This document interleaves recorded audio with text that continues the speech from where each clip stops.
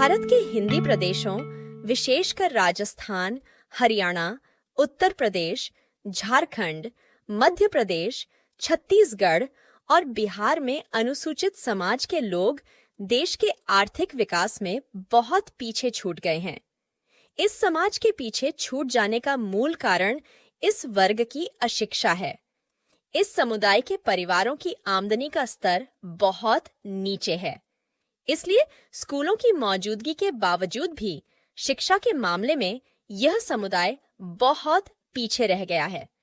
इन प्रदेशों में इस वर्ग के 1 या 2 जातियों के 5 से 7% परिवार थोड़ा बहुत देश की आर्थिक धारा को स्पर्श कर सके हैं, किंतु देश के विकास की जो मूल धारा है उससे इस समाज के बहुसंख्यक परिवार अभी भी बहुत पीछे हैं। अनुसूचित समाज के लोग मुख्य रूप से भारत के श्रमिक वर्ग में आते हैं, क्योंकि इनके पास धंधा बिजनेस करने के लिए पैसा नहीं होता, खेती करने के लिए जमीन नहीं होती, सरकारी नौकरी करने के लिए शिक्षा नहीं होती। इसलिए यह वर्ग देश का लेबर वर्ग बनकर रह गया है। वैश्विक प्रतिस्पर्धा के वर्तमान युग में सभी कंपनियों के लोग चाहते हैं कि उनके यहाँ पैदा होने वाला सामान दुनिया में सबसे ज्यादा सस्ता हो। इसीलिए ज्यादातर काम मशीनों से कराए जा रहे हैं। इस कारण बेरोजगारी बढ़ रही है। बेरोजगारी के कारण श्रमिकों को जितनी मजदूरी मिलनी चाहिए वह नहीं मिल रही है। इसका सबसे ज्यादा नुकसान भारत के अनुसूचित समाज को हो रहा है। इस समाज के लोग जिन पार्टियों को वोट देते हैं, उन पार्टियों के नेता वोटर पेंशन यानी वोटरशिप अधिकार के तौर पर 8,435 रुपए प्रति माह दिलाने के लिए तैयार नहीं है।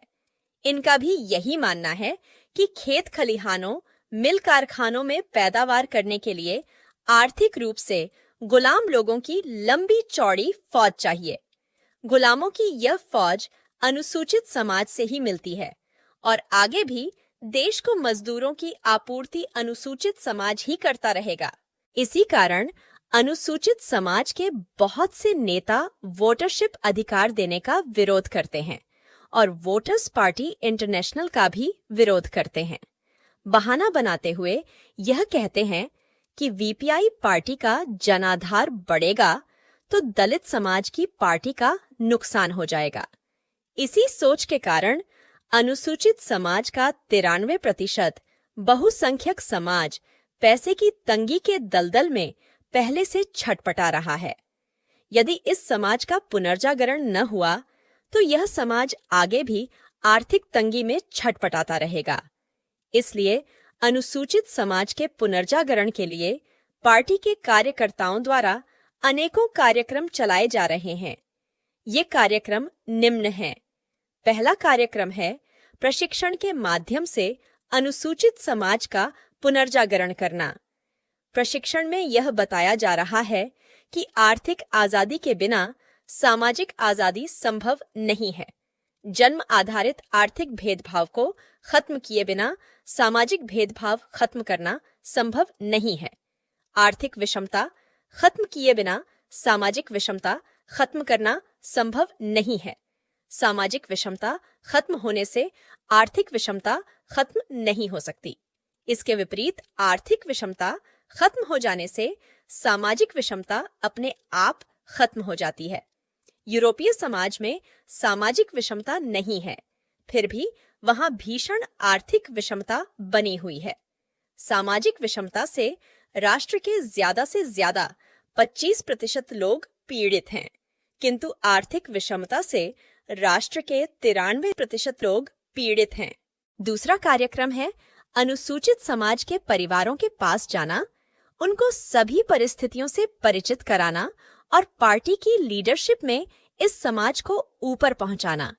तीसरा कार्यक्रम है अनुसूचित समाज के महापुरुषों के जन्मोत्सव मनाना और उसमें अनुसूचित समाज के लोगों की भागीदारी सुनिश्चित करना। चौथा कार्यक्रम है बाबा साहेब भीमराव अंबेडकर के फोटो को पार्टी के समस्त प्रचार सामग्रियों पर छापने की नीति स्थायी रूप से अपना लेना। प्रशिक्षण में कार्यकर्ता दलित समाज को यह बता रहे हैं कि आर्थिक वर्ण व्यवस्था के खात्मे के बिना सामाजिक वर्ण व्यवस्था को खत्म करना संभव नहीं है। आर्थिक मनुवाद को खत्म किए बिना सामाजिक मनुवाद खत्म करना संभव नहीं है। आर्थिक ब्राह्मणवाद को खत्म किए बिना सामाजिक ब्राह्मणवाद खत्म करना संभव नहीं है। जन्म के आधार पर आर्थिक विषमता को खत्म किए बिना जन्म के आधार पर सामाजिक विषमता को खत्म करना संभव नहीं है।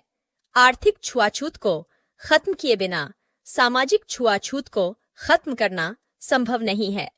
जब तक पैसे से कमजोर होने के कारण लोगों का आर्थिक अपमान चलता रहेगा, तब तक सामाजिक अपमान भी चलता रहेगा।